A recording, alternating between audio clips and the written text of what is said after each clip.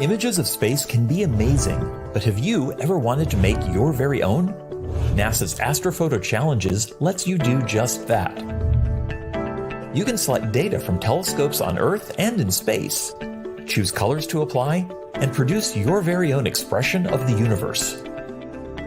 For this year's challenge, we take inspiration from one of the most amazing astronomy pictures of the decade, the first image to ever see to the edge of a black hole. This supermassive black hole lies at the heart of a galaxy named M87, and you will have two different ways to make your own picture of this host galaxy. In the Micro Observatory Challenge, you get to control an Earth-based robotic telescope to take your very own image using visible light. In the NASA Datasets Challenge, you have a selection of images taken across the spectrum of light, X-ray, visible, infrared, and radio, that you can mix and match into your own unique view of M87. Please make sure to share your image with us. Tell us about your creative choices. Why did you use the color schemes that you did? Were your choices scientific, artistic, or both? Now go create your own astronomy photo by selecting either the Micro Observatory Challenge or the NASA Data Challenge. Or try both.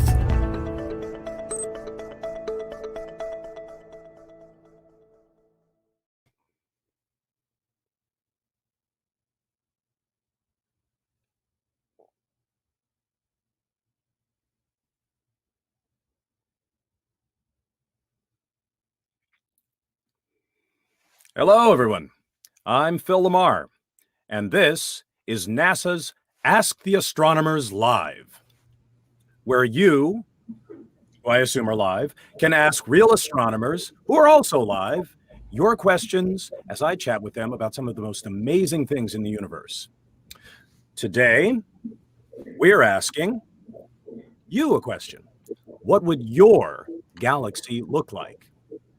Now, what this means is we're talking about how you, us, any of us, who are perhaps not astronomers, can use data from NASA space telescopes to make your own images of this galaxy with a supermassive black hole in its center, M87. As most of you probably heard in the introduction there.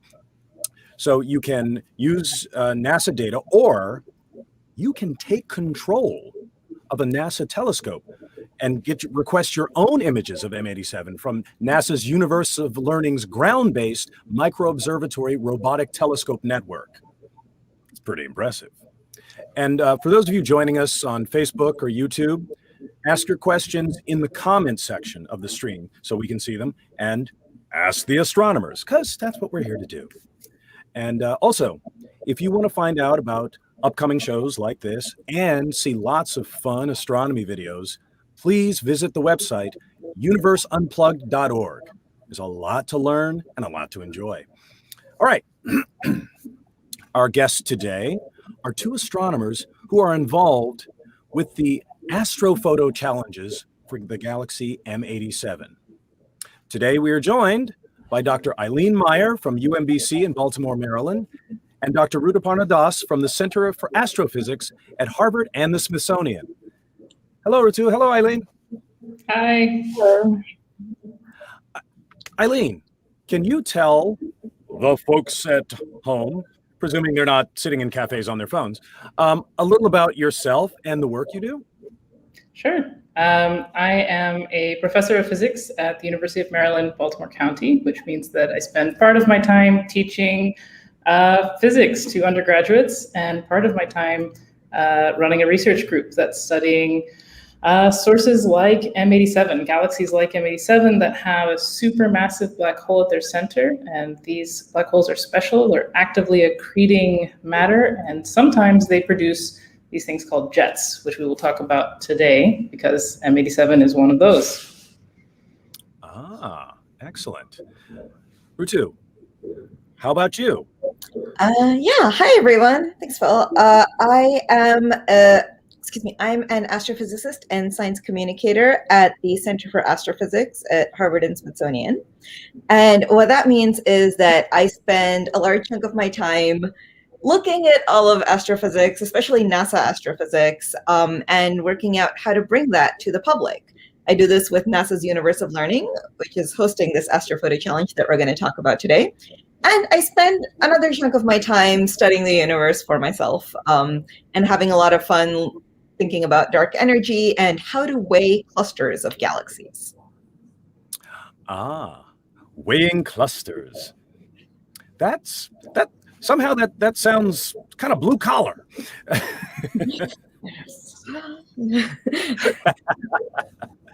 All right, so in the introduction, we talked a good bit about the NASA's Astrophoto challenge and how folks can take this data, turn it into images that represent things that we may not actually be able to see with human eyes.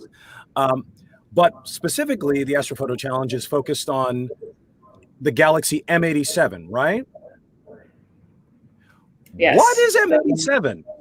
I'm assuming it's not an M80, which was, a firecracker we used to play with when I was a kid. I'm presuming there's no connection. That was actually going to be my joke. So, but yes, it is not a firecracker. It is a galaxy. It's a type that we call a giant elliptical. So a galaxy is just a big collection of stars. Giant ellipticals are kind of shaped like a big ball. M87 has trillions of stars in it, and it's relatively nearby. It's in our sort of cosmic neighborhood, if not backyard. It's about 50 million light years away, which actually in astronomical terms is close. And the reason that astronomers love M87 so much is that it has this really supermassive black hole at the center. So that's 6 billion times the mass of the sun. So supermassive, that's what we mean. It means about 1 million to 1 billion times the mass of the sun. And we think most galaxies have one of these. M87 is special because very recently we took the most high resolution image of that black hole in M87. You're looking at it right now. You can see this ring of light. So the ring of light is actually coming not from the black hole, but from plasma that's very hot and very close to the black hole. And that little sort of dark area in the middle is where the black hole is. So we're seeing the shadow of the black hole. Wow. The shadow of the black hole. I love that. That's and wait, Eileen, you mentioned that most galaxies have a black hole. Although I love the fact that you astronomers have called us something that is supermassive. Mm-hmm. That's so on point as opposed to something like jumbo shrimp. No oxymorons here. Does our galaxy, the Milky Way, have a supermassive black hole? It does. It's a little bit smaller, so it's more on the several million times the mass of the sun size, but that's still pretty supermassive. And it fortunately is not doing any crazy explosive activity right now. It's pretty quiescent, which is probably how we like it for our own backyard. But the ones that we're interested in studying, some of us, are the ones that are doing some interesting things, which if we have time to talk about, we'll talk about how these jets and things that come out of the black hole actually disrupt their galaxies. Oh, but the Milky Way black hole is not shooting out jets of plasma. And by plasma, we're not talking about blood. That means hot gas, yes. I should clarify, yes. Well, in case we have a lot of EMTs watching. Quick, get us a black hole stat. Now, Rutu, it's funny because we're talking about the images, but these are not just like somebody out there with a Polaroid camera taking pictures. No, actually, so when we talk about images in space, when a telescope takes an image, generally what it takes is not a color picture. It is a black and white image that shows all the light that the camera can see. coming from that object. So like if we point a telescope at M87, we get a black and white image that says, and the brighter an area is, that means, oh, that area of M87 is really bright and is giving off more light. Now, interestingly, for this Astrophoto challenge that we have, we are using images of a variety of different kinds of light. So actually, if I could get like the image number 1 up. Yes, thank you. So we are going to let you play with NASA images of this galaxy in X-ray and visible and infrared and radio, many different kinds of light. And by the way, Phil, like you mentioned, astronomers name things very literally. As you guys can see maybe here, this is called the Very Large Array because it is a very large array of telescopes. This is a theme going through telescopes. If we have some time, we have the extremely large telescope, which is an extremely large telescope, and so on and so forth. Anyways, so you will be able to use images from, excuse me, 3 NASA telescopes and the NRAO's Very Large Array. And each of these shows a different kind of light. Now, remember, we have visible in the middle here, or like in the blue, just off to the side. And by the name, we can tell that, that is visible to us. Our eyes can see it. But our eyes can't see X-ray or infrared or radio. But clearly, we're seeing these pictures. What that means is that these are representative images. We use representative color. So we've sort of assigned X-ray the color red. So where you see brighter red, almost white, that means that's a lot more X-rays coming out of M87. And where you see that image is darker, that means there are fewer X-rays. Same thing for visible, same thing for infrared and radio. So we assign these colors to represent the brightnesses in different kinds of light, and then you can put them together. So you see, like, is one spot brighter in X-ray or is it brighter in visible? Or, is this super bright point in infrared also bright in other types of light, and so on and so forth. So these are the pictures you could get to play with if you do this challenge. And the color coding is so you can distinguish when you're looking at the images. Okay, this information is coming on the infrared spectrum, and this information is coming on the X. So, okay, that's as opposed to just coloring everything the same color and not being able to distinguish after. Exactly, and you don't have to choose the same colors we did. You can choose whatever colors you want, and you can choose them because two colors look pretty together, and you can use them. That's so perfect. I can have my jewel tone universe. Oh yes. Oh, somebody just asked that question. Bijou Sampilai just asked, can we use the colors we like for different datas? And you said yes. You can choose whatever colors you want, and we even have like some multicolor gradients that you can choose as well. So you could give something like a watermelon filter where, bright points are red and dark points are green, and it sort of goes through. So you can play around with things like that. Oh, that's fascinating. Now, Eileen, you mentioned that M87 was not in our backyard, but in our neighborhood. And hopefully there's not a lot of construction and development going on there. But tell us more about M87 and where specifically it is. I mean, you covered some of this. You said so M87 it's about 50 million light years, which is actually fairly nearby. Those of you that are watching that like to actually look at the skies with your telescope or binoculars might know that there's a big cluster called the Virgo cluster of galaxies, and that's in, naturally enough, the Virgo constellation. And M87 is the brightest galaxy in that cluster. And yes, very good. So it's 55 million light years from us, which is actually in our kind of local neighborhood. And it's a very, very large galaxy. So I think we were going to have another comparison slide where we show that it's quite a bit bigger than the Milky Way. Yes, it's about 200,000 light years across. So it's a really massive, massive galaxy. It's big, it's old, it's been around a long time, and it's this nice big ball of stars. Does it have the spiral arms that you see generally in depictions of our galaxy? No. It does not. Ah. Yes, quite different look. And in general, we think these are older galaxies that have gone through a few collisions and basically kind of smashed up any nice spiral structure they might have had. Oh, that's a kind of a very short way of describing galaxy evolution. Wow, that'll be interesting to know if galaxies have midlife crises. Oh, they definitely do. Now, let's talk some more about the Astrophoto Challenge, because that begins tomorrow, right?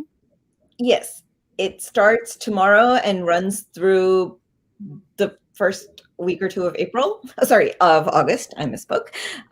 So it will be open for about 6 weeks, and you will be able to either use those images from NASA and NRIO that we saw, or as Phil mentioned earlier, you can ask for your own image from our ground-based network of telescopes. And this is Micro Observatory, what you're seeing on the screen here. And if you ask it for a picture of M87, it will take you your very own image. It's only for you. Nobody else gets that data before you do.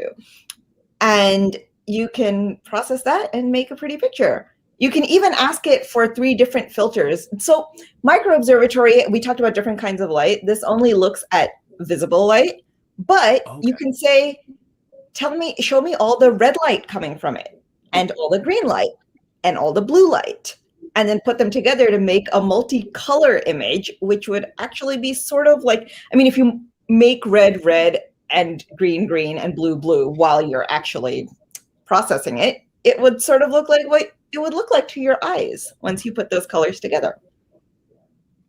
Oh, fascinating, fascinating. And yes, I think. Yeah, I was gonna say, that's actually a really good segue to probably image 5, which I think somehow we have not quite hit on talking about the jet in M87 yet, which I believe is, there we go. So this is, Rutu, pretty much exactly what you were just talking about. So this is a more of a zoomed in picture of M87, and you can see this thing, right, that's coming out of the bright center of M87. This is the jet. So this is the jet of hot gas. And you can see that it's kind of bluer in color, right? So this is a multicolor visible image, as opposed to all that kind of hazy glow that's coming from the trillions of stars in the galaxy that's more of a yellow type color. So this is an example of a multicolor visible image, and you can see very well that jet coming not from the black hole, but from very close to the black hole. So we say the jet is powered by the black hole, but to avoid confusing people, we're not saying that it's actually coming out of the black hole. That would be a misconception. Got it. Interesting. Oh, and Bijou Samampilai asks again, in which wavelength is the jet stream visible? But you said this photo is on the visible light spectrum, correct? Yes. And actually that jet is visible in every band. You'll notice that in that first image. Yeah, so that the orientations of these images differ a little, but here the little thing kind of sticking out is the jet, and you can see it in every single wavelength. So that's pretty cool also. Okay. Interesting. But again, it is not coming out of a black hole. That would be weird. There's a big light coming out of a black hole. Well, I guess that's why it's black. It's out of light. But it is powered by and coming from surrounding area of the black hole. Wow. Now, for anybody who missed the beginning of our show, because we had a really cool intro, this is Ask the Astronomers Live, and we're talking about NASA's Astrophoto Challenges, which start tomorrow, July 1st. And if you're watching us live on Facebook or YouTube, please go ahead and keep asking questions. Just put your questions in the comment section, and we'll pass them on to our astronomers here. All right, so as I said, today's topic is the NASA's Astrophoto Challenge, specifically focused on the galaxy M87. Let's look at a few questions from our audience. Oh, this is an interesting, since we were just talking about the jet, Eileen. Why is there only one jet of plasma coming from being powered by the black hole? It's a great question. So the reason there's only one is not because there's only one. That's just how it looks. So we have a great animation, I think it's video 3, that shows kind of what we would see if we could, turn M87 sideways and see both of the jets at the same time. And then it's rotating so that we can actually only see one. So what's happening here is that one of the jets is coming towards us, one of them's going away. And this hot gas is moving really fast, like very close to the speed of light. And this means that it's relativistic, is what we would say. And that actually changes how the light appears to us on Earth. So the hot gas coming towards us, we can actually see it looking brighter because it's coming towards us so fast. And the hot gas moving away on the other side is actually much dimmer, to the point where we can't even see it. And this is not particular to M87. This is common in astrophysical jets across the universe. So the only ones we see both have to be basically oriented flat, so plane of the sky, so that we can see both. I see. So the images that we're seeing, that we're getting of M87 are obviously from our perspective, and the jet is angled so that we only see one of them. But like if we were able to fly to a different galaxy, way over that side, we could see it we could see both possibly. Yeah. And we can actually see the evidence of the other one. So you can just barely make it out in, I think, like the radio image is probably the clearest one, where you can kind of see like a little puffy cloud happening on the other side. You're like, okay, that's actually because of that, what we call the counter jet, the jet going away from us. So we can see the evidence of it, although we can't see the sort of main part of it. Interesting. Now, this is a question, I guess, for both of you, but we've been looking at this image of the black hole in M87. How does that image relate to what we're doing with the Astrophoto challenges? So, Ritu? yes, we have that iconic image of the black hole, which we were all so excited to see back in 2019. And that black hole, as Eileen said, is at the center of M87, but we are looking at a much wider view. So in fact, if we can look at image number 8 here, please. Yeah, so that black hole is at the very center of M87. You can see these insets here. We really have to zoom out to get the views that we're seeing in those NASA and NRAO images. And the interesting thing you'll see, especially if you play around with those images, is that even those telescopes have slightly different fields of view. And we'll see the jets in the Astrophoto challenges. You'll get to process the images and get your picture of the galaxy and the jet. And while you won't be able to get a picture of the black hole, that jet, as Eileen said, is there because of the black hole. So you'll get to see a picture of all the hot gas, that plasma, that the black hole is slingshotting out from near the center of the galaxy. Okay. Wow. So we're zooming in to something. Oh, here's a question from the ACK Astro Club. They want to know, can someone participate in both NASA and micro observatory challenges? Can you do both, or is it you have to pick one? Of course, you can do both. I think we've had people do multiple instances of each one also. You can do as many as you want. However, if you really enjoy this and you've done both and you still want to do more, M87 isn't the only thing you can take a picture of or play around with data for. We have a whole host of things, both in our solar system, outside of our solar system, but in our galaxy, and outside of our galaxy, that you can ask this micro observatory telescope network to take pictures of for you. If you saw that image from before with all the little squares, yes. So you can take pictures of the planets, different star clusters, supernova remnants, other galaxies. And we still have the NASA images from previous Astrophoto challenges loaded up in the same interface you'd use for this one. So after you do this, if you want to try making, say, the Whirlpool galaxy, we have the data for that on there still from like 2 years ago. So Go nuts. and send us the images that you make. Wow. So basically, I can just go to that website and get control of a telescope and tell them to do what I want to do. That sounds like it's easier for me than it is for you guys. Wouldn't you guys have to put in like paperwork and put in requests and all of that stuff? We have to put in proposals and then wait like several months and, get very precise times and have to be very ready to take our data when we get that allotted time. Eileen, do you want to say anything about that? Like, you've probably gone through this process more than I have. Yeah, that's our lives, man. It's, it's write proposals, wait for the data, but it's an exciting life. I remember the first time the Very Large Array was looking at something in the sky because my proposal was successful, and it was like, it was a top 5 experience for me. It was a big deal.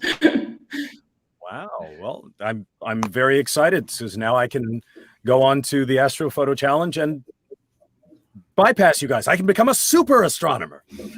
Oh, wait, we have a question here from David Gold. Does the M87 galaxy have an equivalent of our sun? Who wants to take that? I think I could, yeah, absolutely. There's, with 1 trillion stars, one thing to keep in mind is the sun is a pretty ordinary star as things go. So, M87 will have G-type stars like ours. It won't be quite the same because the, galaxy that it is living in is obviously very different from the Milky Way. But it would, potentially have a solar system as we're now finding around most stars. And so, yeah, I think you could say yes to that. Okay. Not a direct equivalent necessarily, but yes, something in the same realm. Yes. And Ritu, maybe you can take this one. What happens after someone submit, they become a super astronomer, they tell the telescope to do what they want, and then they create their image, and then they submit it. What happens after they submit their image? Right. So after you submit your image, and as I said, please do submit your image. After you submit it, we here at NASA's Universe of Learning go through and look at every image that comes in. And we select some of them and showcase them on our website. And actually, we will have another Ask the Astronomers Live after the challenge is over, where we'll showcase several of your images. So you could have your image shown on the NASA Universe of Learning website, on this Astrophoto Challenge website. And you would have a NASA expert giving you feedback on it. We provide feedback on a select set of images. Like, it can be feedback on, whoa, you really got the jet coming out very nicely, or, oh, I really like your color choices. They make me happy. Like, all manner of feedback. And yeah, and afterwards also there is an opportunity for you to ask questions in case as you're doing this, you come up with things you want to know either about the galaxy or about microobservatory. And we would answer your questions at this other Ask the Astronomers Live after the challenge is over. Wow, that's amazing. Oh, the ACK Astro Club is asking, in which format will they submit the images? But I'm guessing the Astrophoto Challenge will give that information, but you can address that also. The interface we have for people to use to process their images will help you save it in a format. I actually am not sure, but I think it lets you save it as just an image, like a JPEG or a PNG, and then you can submit that. There will be more information on the actual page for the challenge. Okay. Right. And all right. Oh, another question from Mind Dude. What would the gas look like? I guess they're referring to the jets. What would the gas look like if we were in the galaxy? is there enough energy to blast away a planet's atmosphere, or would it create just a glow in the night sky? This might be supposition on our part, Eileen, but what do you think? Yeah. It would be very bad news for a planet to be in the jet of M87. It's bad news for the star. In fact, it's generally, it's an interesting thing because the hot gas that we're talking about is still quite low in density. So you shouldn't think of it as dense as the atmosphere on Earth.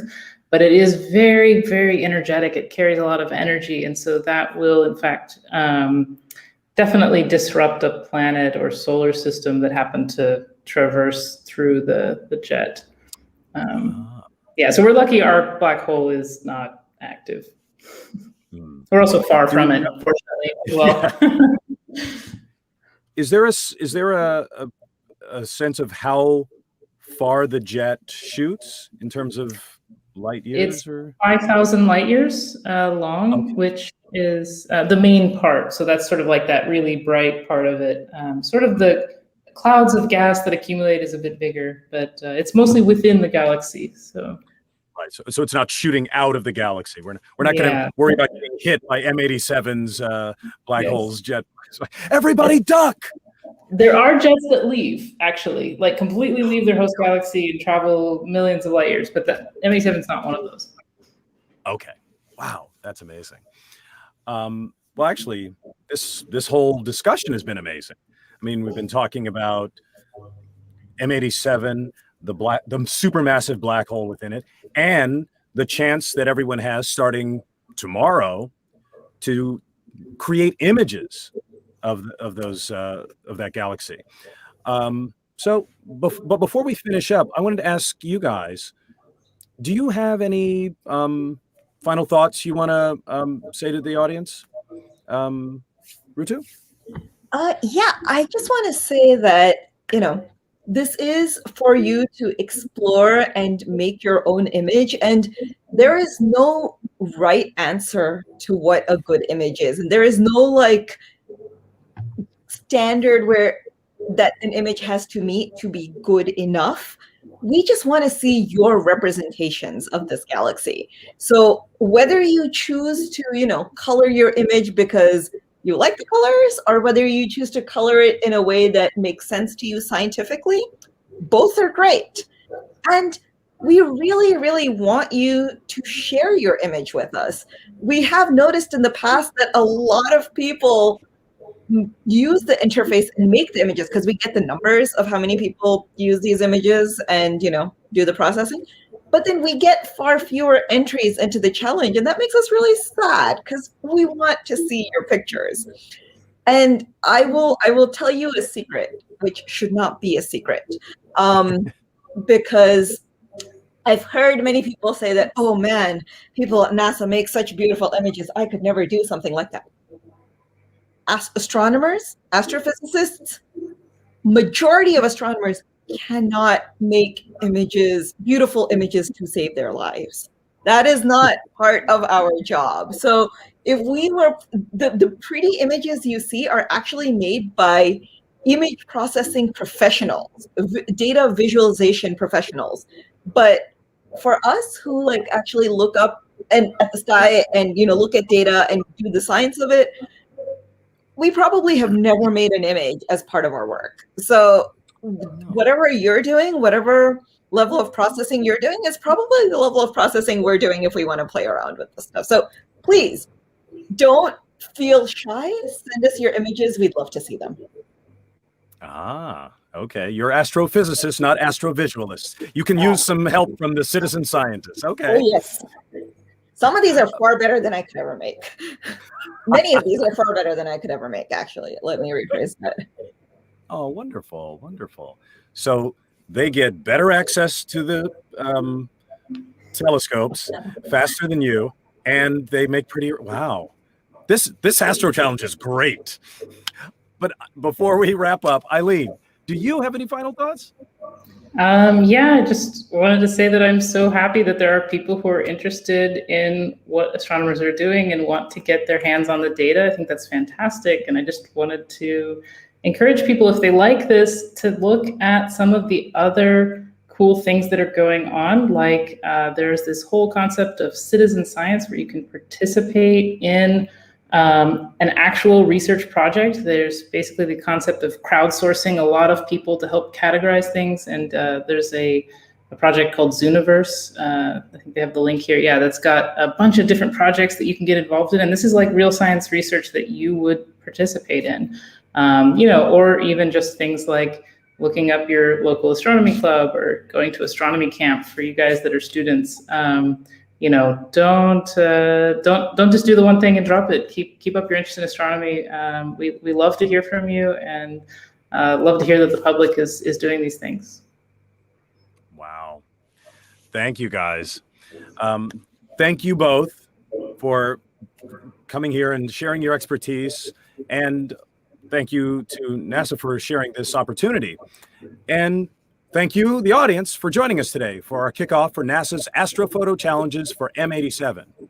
Now, everyone can see this video that we just did, as well as all of our other videos at universeunplugged.org, or just click on the link in the comments from where you're watching it.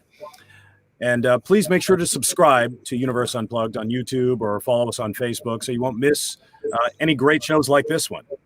All right, Dr. Eileen Meyer, Dr. Rudaparna Das, thank you so much for being part of this. It was great talking with you guys. Yeah, thanks for having me. Of course. And until next time, I'm Phil Lamar, and this has been Ask the Astronomers Live. Take care. Bye, everyone.